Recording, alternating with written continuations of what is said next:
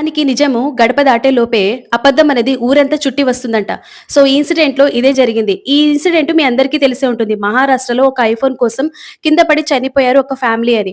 So, ఇది అయితే నిజం కాదండ. సో, కునాల్ అనే అబ్బాయి చాలా మంచివాడు. అలాగే ఒక మెరిట్ స్టూడెంట్ అంట. సో, ఆ అబ్బాయికి వాళ్ళ ఇంట్లో చాలా ఇష్యూస్ ఉండడం వల్ల తల్లి మరియు తండ్రి వేర్వేరుగా ఉన్నారు.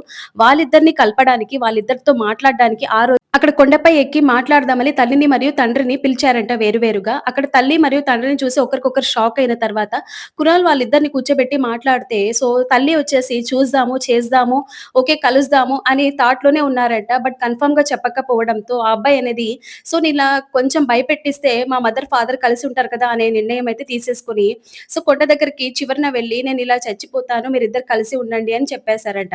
ఆ క్రమంలోనే వాళ్ళ ఫాదరు ఆ అబ్బాయిని పట్టుకొని లాగడానికి ట్రై చేసినప్పుడు, ఇద్దరు కలిసి కొండ మీద నుంచి కింద పడిపోయారు. సో, తల్లి కూడా ఇదంతా చూసి తట్టుకోలేక కింద పడి చనిపోయింది. సో, ఇది అసలు విషయము. సో, ఎవరైతే వీడియోస్ అన్నీ చేశారో కూడా సో, వాళ్ళందరూ కూడా ఇప్పుడు ఈ నిజాన్నయితే తెలుసుకోండి. సో, ఆ అబ్బాయి చాలా మంచి అబ్బాయి. ఒక మెరిట్ స్టూడెంటు. నిజానికి అక్కడ ఐఫోన్ కొనేంత స్తోమత లేదని కాదు. వాళ్ళు చాలా రిచ్ ఫ్యామిలీ అంట. బాగా ఉన్నవాళ్ళంట. సో, గత కొంతకాలంగా జరుగుతున్న ఇష్యూస్ వల్ల ఆ అబ్బాయి కలిసి తల్లిదండ్రుల్ని ఇలా కలిపేస్తే బావుంటుంది కదా! అనే నిర్ణయంతో ఈ ఇన్సిడెంట్ అయితే అక్కడ జరిగిపోయిందంట. అంతా కూడా పోలీస్ ఇన్వెస్టిగేషన్ చేసినప్పుడు వాళ్ళ పిన్ని ఇదంతా కూడా చెప్పిందంట. సో, ఈ ఇన్సిడెంట్ గురించి మీరేమనుకుంటున్నారు? కింద కామెంట్ చేసి నాకు తెలియచేయండి. అలాగే నా ఛానెల్‌ని ఇప్పుడే ఫాలో చేసి, సబ్స్క్రైబ్ చేసి, లైక్ చేసేయండి.